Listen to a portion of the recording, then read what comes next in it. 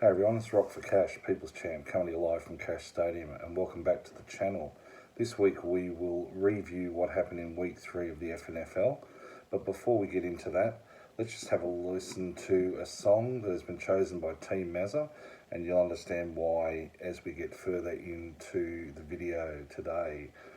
This is a band called Thin Lizzy, 70s band, and the boys are back in town. Alrighty, let's have a look and see what happened in week 3 of the FNFL. I'll jump to the page that I need here. Alrighty, so we start off Rock for Cash versus Little Waiters. This is a really close game. Little Waiters got up 106.80 to 102.72. There was basically less than a point in it going into the last game. Baltimore and the Chiefs. The Chiefs gave Baltimore an absolute shellacking. It was like watching Father Cullen, the Altar Boys, really. Chiefs getting up 34 to 20. But it came down to the kickers, Tucker versus Butker. Tucker, because he plays for a shitter team, he gets more field goals.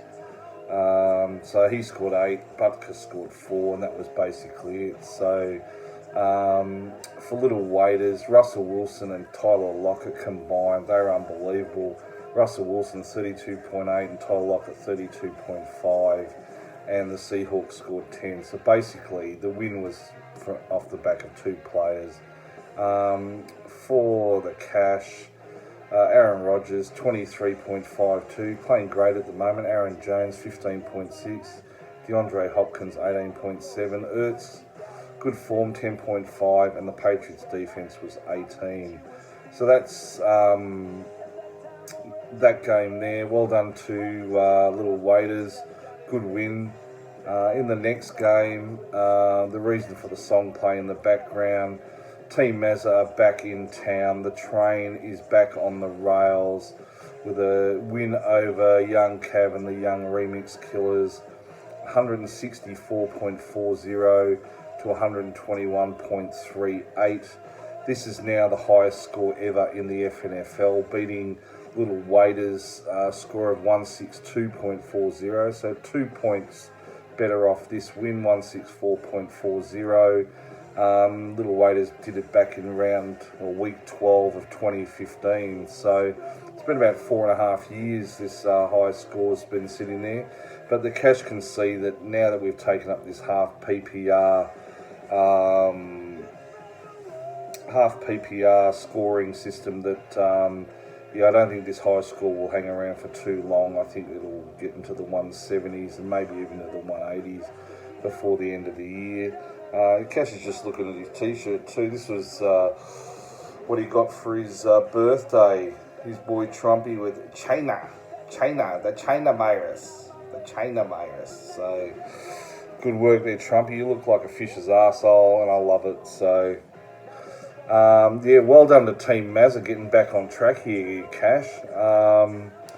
Team Mazza led beautifully by the best player in the FNFL and the NFL, Pat Mahomes. He scored 40. James Conner 22.9, Eckler 25.8, Cup 21.2, Goskowski 25, another record here. This is the highest score by a kicker in the FNFL ever, going back to 2012. So really great pick up off the waiver wire by Team Mazza as well. Goskowski, the ex-New England Patriot kicker that was so good for so long, got dropped and was picked up by the Tennessee Titans.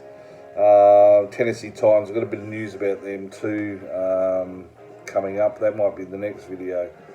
For Young Remix Killers, Cook got 24.9, Chubb 23.5, Keenan Allen 23.7, McLaurin 10.6, and the 49ers 14. But can't go past Team Mazza here. Team of the week, 164.40.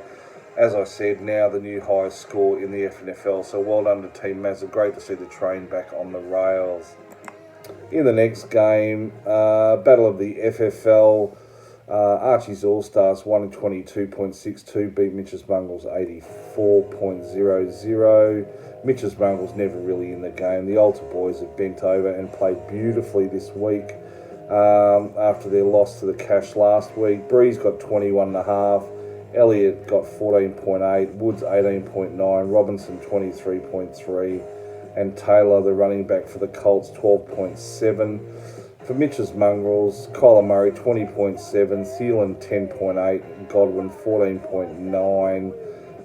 Left the game with concussion, and Singletary 14.1. So yeah, pretty much the Mongrels were never in this game. I think they hit the front for a short period of time, but yeah, well played by Archie's All-Stars. In the next game, didn't think I'd ever be saying this, with a 50-point win to Little River Giants over the dark side. Little River Giants 125.88, the team to beat this year, it looks like, versus the dark side 77.64. The team that everyone expected would be right up there at the moment, just cellar dwellers. Not sure what's going on with the dark side. Once a very proud club, they're sitting well down in the ladder. For Little River Giants, Prescott got 25.48, Gurley 14.7, Evans 13.2, Tyreek Hill 18.7, Gallup 22.8, and Lutz 13. For the dark side, Tannehill got 11.24, McKinnon 15.2, Kelchi 11.7 and Bullock 11. So like I said, there's got to be an inquiry into this. There's a bit of drug taking or not drug taking by the dark side at the moment. We're not 100% sure what's going on. Cash might have to try and reach out to the MILF Hunter and just find out what's actually going wrong with his team at the moment. He's not leaving much on the bench either, so it's not that. Maybe his team's just shit, I don't know. But that can't be said for Little River Giants. Their team is absolutely flying at the moment, undefeated, on top of the ladder. Another thing I never thought I'd say, that Little River Giants are undefeated on top of the ladder. Not a team that has been overly coached in the years previous, and that's been nice to Coach Chapman. But yeah, good luck to you, Shawnee. You absolutely got him flying, mate, so well done. In the next game, again, this is shocking. I mean, Shiva Kamini, great win by him, 114.78 over the Browns, 100.80. The Browns have not won a game this year. The team that dominates the FNFL usually year in, year out, basically on the bottom of the ladder, no wins. For Shiva Kamini, Roethlisberger 17.18, Alvin Kamara, what a game, 38.2, Cooper 13.1, Prater 13, the Chiefs defense 10.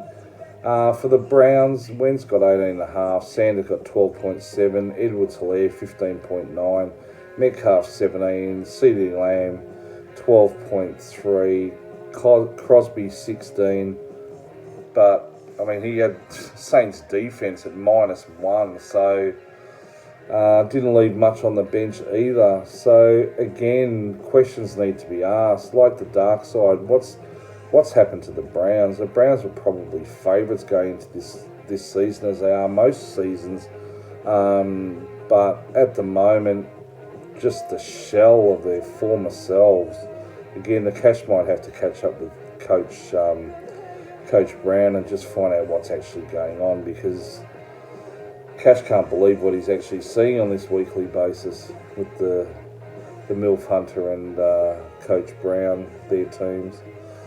Alright, into the final game, another big upset here. The Battle of the Siblings coming out of Ballarat, and Cash tipped this the wrong way. It's gone to Moneymakers 9, 131.28.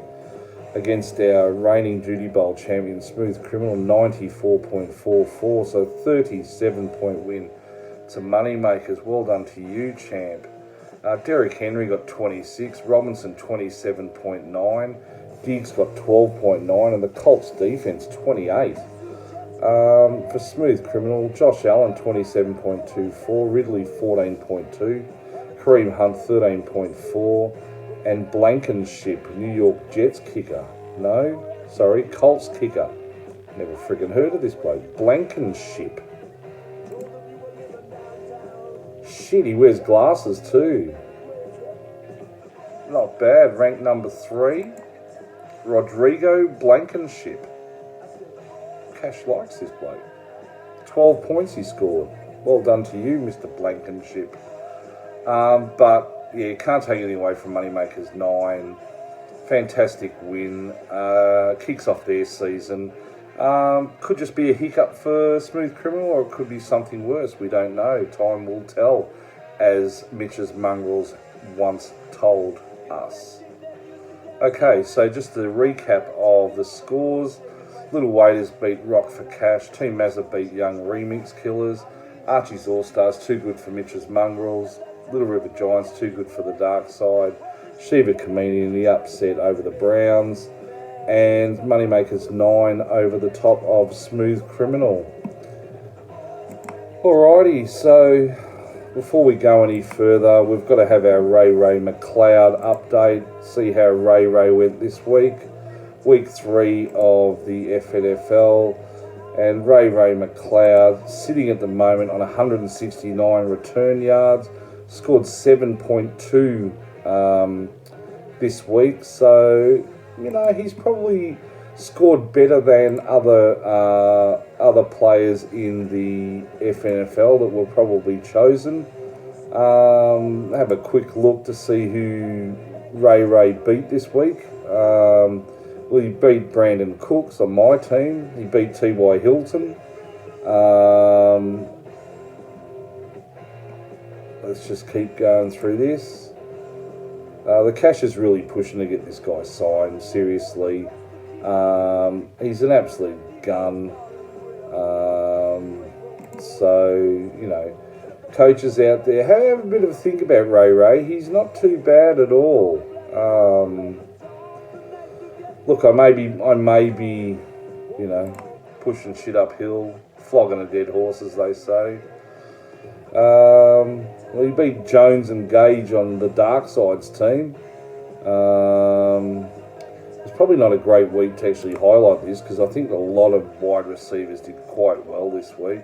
Beat AJ Green, Jarvis Landry, Julian Edelman. So there's some names there. In the last game,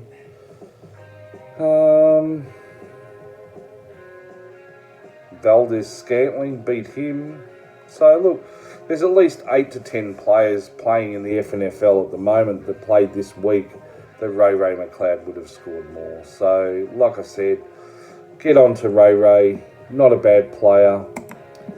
Alright, finally, let's look at what is happening in week 4 of the... Actually, before we do that, we better have a look at the ladder. I sort of mentioned most of the ladder anyway. So at the moment, Little River Giants clear on top, 3 wins, no losses. In second spot, we've got 5 teams on 2 wins, 1 loss. Little Waiters are in second place, Smooth Criminal are in third, Archie's All Stars are in fourth, Rock for Cash in 5th, and Mitch's Mongrels in 6th spot with 2 wins, 1 loss. With 1 win, 2 losses, 5 teams. Young Remix Killers are in 7th, Team Mazza in 8th, Moneymakers 9 are in 9th, Shiva Kamini are in 10th, and the Dark Side are in 11th. And finally, the Browns, like I've been saying, no wins, 3 losses, are in last spot. So let's have a quick look at what's happening in week 4 of the FNFL. Rock for Cash will take on Mitch's Mongrels. Should be a good game. Smooth Criminal versus Little Waiters. The Fanny Cup is back. Archie's All Stars will take on Little River Giants. Moneymakers 9 taking on the Browns in the Brother-in-Law's Cup. Team Mazza will be playing Shiva Kamini in the Brothers Cup. And Young Remix Killers will be playing against the Dark Side. In the NFL, on the Friday at 10:20 a.m, geez, don't bother. Denver Broncos versus the New York Jets. Again, grass growing would be much better to watch.